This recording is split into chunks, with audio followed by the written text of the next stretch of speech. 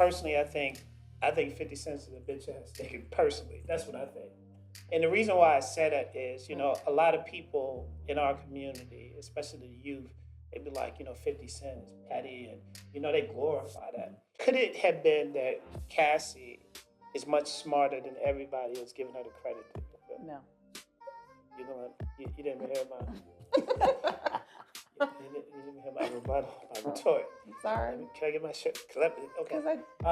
Because you hold on. Let me just stop here. I think you just think that women are naturally diabolical like that. Now. Yes. Okay. Yes. Okay. And for all you religious whores, the Bible kind of sets it up and frames so that's where way. That's where you're going. No, because I don't have a problem with women, but I just think we all need to understand what our roles are in the strategies and the tactics that we use to get to where we want. She could have stayed the course, and again, for her talent, because she's not that fucking talented, and she still won. At the end of the day, let's just be honest. Cassie's talent, the 2, 3, 4 songs she might have came in, would have never earned $40-50 million or whatever that settlement was. So how are we saying that she's the victim? Yo, what's good, family? Welcome to another episode of Late Night Track Report. Tonight is going to be a great one. We're going to actually do something different. Instead of having a topic, a scheduled topic, we're going to actually go and do a rapid fire reaction to a lot of the trending topics in pop culture and just things that's going on. Okay. But before we get into it, let me definitely introduce my co-hosts, my co-pilots. Mm-hmm. To my left, I have K. Callie. Am I right? Big Mike. All right, and tonight's going to be a good one. So earlier this week, Tuesday specifically, the documentary that everybody's been talking about this week is the Diddy documentary. It's a 4-part documentary. I believe it's called The Reckoning.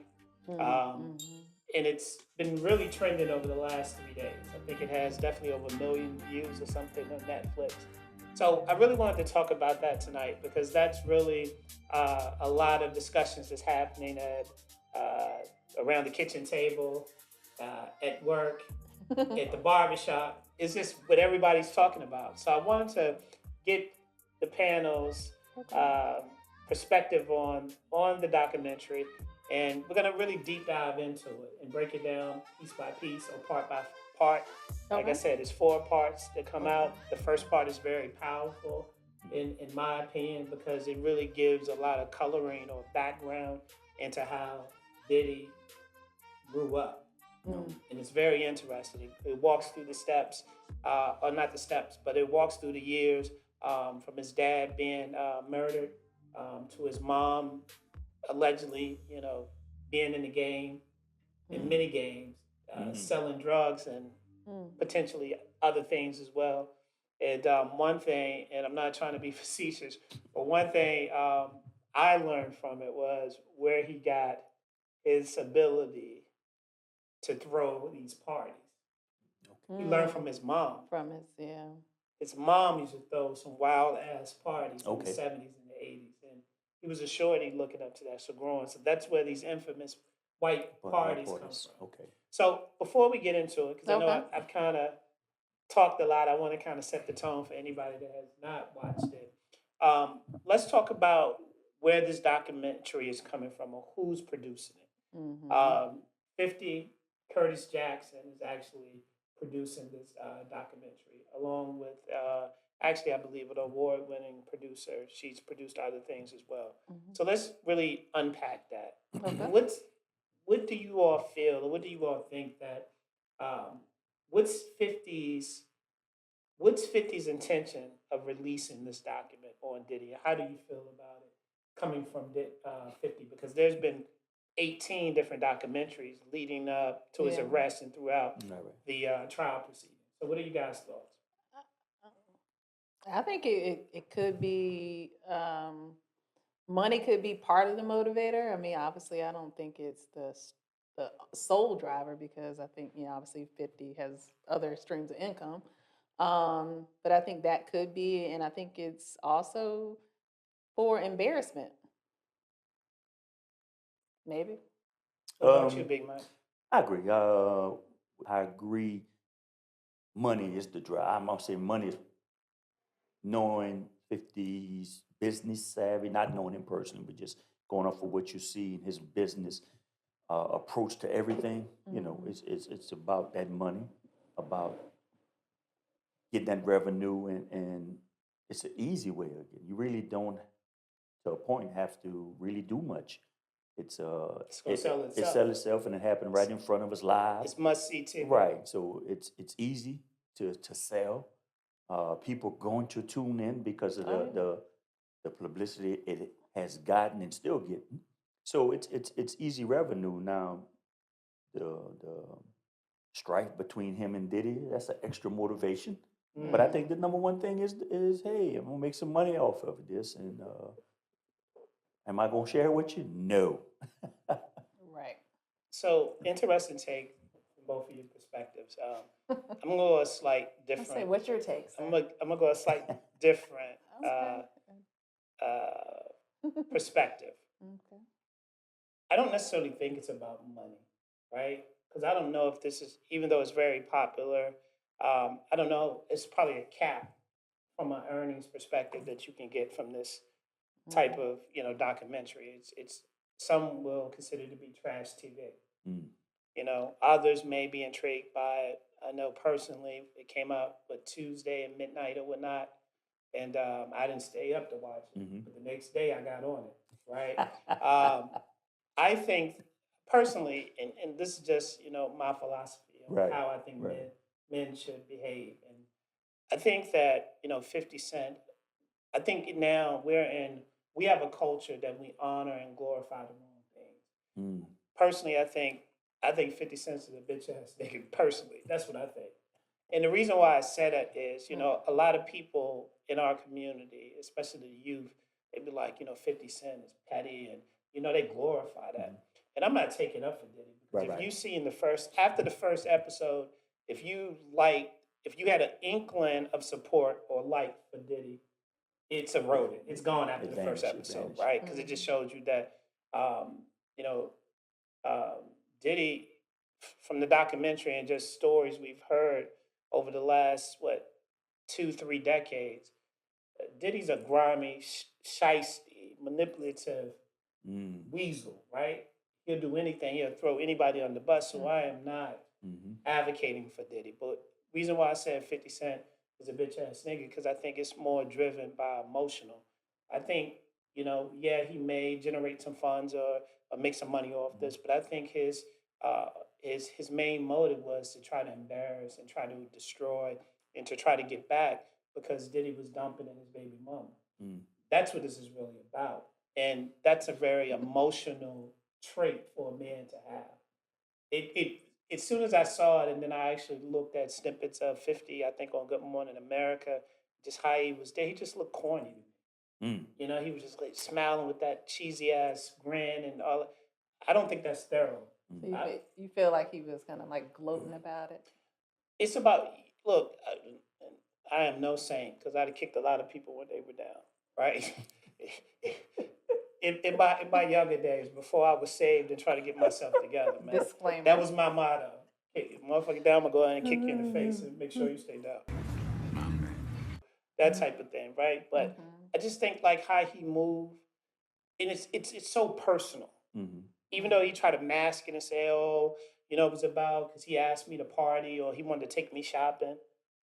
Whatever it is, that's some nut shit too, right? And that's some suspect stuff. Most guys ain't gonna do it. Mm. But I ain't even gonna talk about 50 dress attire because it is horrible. Diddy could have helped him in that department. But my point is this: it's just like just the gratification that it appears that he gets from doing this. You know what I mean? Yeah. And I think like karma is why Diddy's in prison right now. Mhm.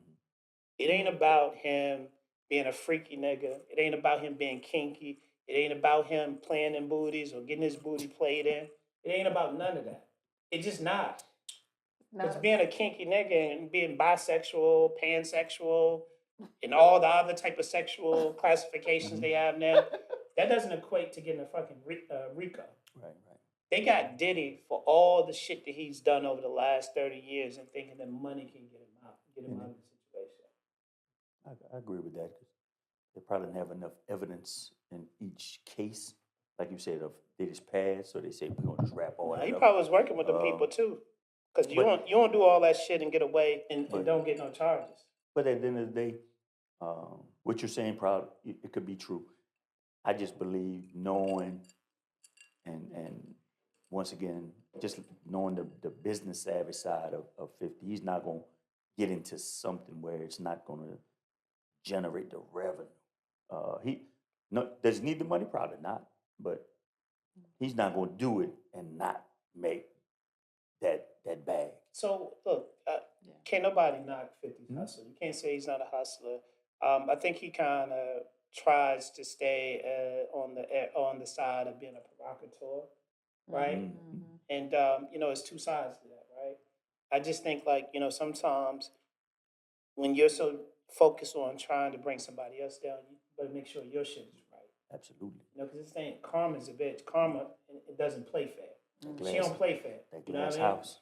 And I just think like for Diddy again, nobody's advocating. Like I said, you Right. see the first episode, you'd be like, he needs to be under a jail, Yeah. under two jails. Yeah. You know what I mean? But I just think when you go back and you look at what the documentary actually presented, it was methodical in its approach. I give it to Okay. it. It kind of it started from the beginning. They showed him one of his closest friends. Both of them lived next door to each other. Um, his next door neighbor. It was in a very nice neighborhood. Mhm. I think Mount Vernon or something like that. I think that's where he's originally from. But his friend, his next door neighbor, had a 2-parent home. And I think it tries to show the contrast or the difference of how, being a male, a black man raised in a 2-parent home versus a Versus the 1-parent one. home. Right. Because his mom, I just told you about Right. all the things she was into. So she had to play mom and dad. And that. But see, his next door neighbor and best friend had a dad to check him and give him that man perspective Right. and understanding that he would never get because his mom was trying to give it to him. Right.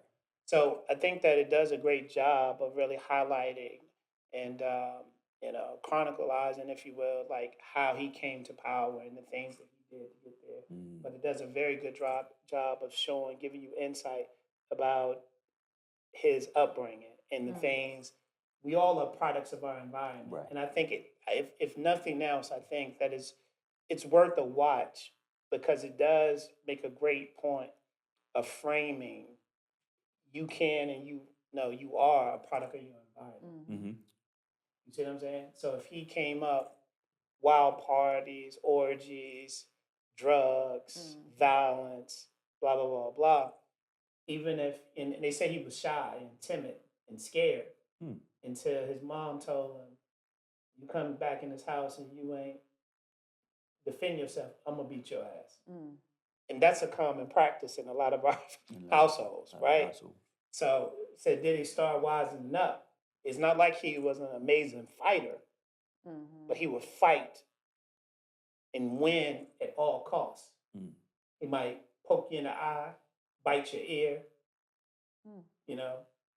put his finger in you, anything he got to do. Anything. He was going to win at all costs. So that kind of really frames and set up like he took that mentality into business, into life. And they just go through, they chronicle and they talk about, how him and Kim Porter first met, right? They talk about how he got with Misa. She was Eric Sermon's girl. He kind of, I ain't gonna say he took her, but they broke up and then, he got with her. So I think everything that he's done has been very strategic, very, very strategic, very intentional. And I think that, as you get into the second episode, it starts to talk more about his rise, how he started. Well, actually, the first episode talks about how he went through, was an intern with Uptown Records with Andre Harrell. He kind of mentored him. He was responsible for Jodeci and Mary J. Blige from the look, producing the songs, even though Diddy doesn't play any instruments. He can't even read music, which I thought that was amazing. It's phenomenal for him to make it this far. And he's not an artist. He's not a musician. He can't read music. He doesn't play in it. Just an ear, just a talent. But just knowing what the people wanted to Yeah. hear and how they wanted to hear it. Mhm. As people would say, understanding the marketing side. I was gonna say, And yeah. and like you said, it's a credit to him and his marketing and his business savvy because he didn't have to know how to read music, play instruments, but I know what the people want, Yeah. and I know how to get it to them, and I know how to transform what you have into a marketable talent, Yeah. and that was an amazing gift that he has. So along the way, what do you all think that what did you all learn? Not necessarily from the documentary, but just listening to the trial and ultimately the outcome of the trial. What are some things that you guys learned that you did not know, and were you surprised? Mm. For myself, I was surprised at it all because, you know, listening to the trial and the things leading up to the trials and all the stuff that was being revealed, you, you kind of shocked, like, man, all this happened, but not just once. It was a consistent thing Mhm. uh, that was going on. So people that say, oh, it happened to me, but But what was consistent? Because I think that this documentary didn't really touch upon this, but this is my personal, belief, and just based off of what I've seen in the documentary. You know, I think going into this, when they brought the RICO charges against him, mhm, they made us believe that these freak offs Mhm. were just massive events with many people right. consistently doing these things, dropping X, doing whatever uh, illegal substance of Hmm. your preference, right? Just have Mhm. it on the table, like Right. Tony Montana, just have just at Yeah. free will. Free will. And I was really disappointed when I found out it wasn't that. Mm. It was an isolated situation.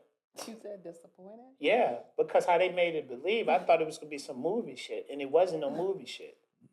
It's no different than all rest of the many cockholes out there that like guys to drill, dumping their wife or girlfriend while they look at it. Very, That's really what it was. very technical term. Hey, I'm trying to get better. I'm trying to not do so much street slang talk. But yeah, so I mean, think about it. Mhm. It's when we later found out that all that shit that they had Yeah. built up, like it really wasn't nothing. You dig what I'm saying? Like, Right. they overcharged, and it was a letdown. And I think Mhm. that was kind of reflective in the verdict. I think for me, it was eye opening, like the dynamics of the relationship between him and Cassie. It's like you heard certain things over the years when it was happening, when they were in their relationship, but hearing more about the dynamics and she was obviously much younger than him, um, and how he in ways I think preyed upon that for that control over her. Over the years, was there maybe an opportunity, people will say, for her to get away or break free? And I guess she did eventually, but I think if when you're young, you're so impressionable, right? Okay. And he has so much more influence, money, control, and you kind of know that's what is going to attract somebody who doesn't have all those things that you have. Um, so just to hear, and then obviously I think all of us were kind of astonished at the hotel video with the kicking and the all of that. So the document went over that. It really focused specifically on that event. Well, obviously, there's alleged to be many more events. And they Mhm. even had one of the male escorts on there Mm. telling his perspective. My response to that is, I think if you take the money out of the equation, take the money and the fame out of the equation, right? Okay. Is it unnormal or unnatural for a older man to date a younger woman? No. No, it's not. But when you add those No, things no, no, in no, that no, you no, no, just said no, take no, out, no, no, it no, no, it no, no, it no, no, no. So if Diddy was a guy that made $42,000 a year, Mm-hmm. mhm. and It he can was still 31, let me finish. If he was mhm. 31 years old and he dated and then dated a 19-year-old girl, who would be saying something The whole community. about it? I don't think so. These days, You know it why? would. I think years know ago, why? maybe not. I don't think so. I don't think so back then because we know it. Well, back Hell, then, some of us, I'm a product of something like that. Like, yeah. And I don't agree with it, but what I'm just saying is when everybody's always, see, the problem is everybody's trying to support Cassie as the victim. And you can't do that because, Yeah, go ahead. In the documentary, one of the best things, I don't know if he meant to do it or he just felt like it was part of the story that needed to be told. You can look at it from two different perspectives. They show her coming into the office to meet Diddy. She's with Ryan Leslie, who was her boyfriend. At the time. She's 19. I think Ryan Leslie's like 21, 22, something like that. Okay. Right? He plays the demo for her because not only was he her boyfriend, he was also her producer. Okay. And I actually think she was signed to him at the time. Right? So you know what that tells me right there? Cassie is an opportunist.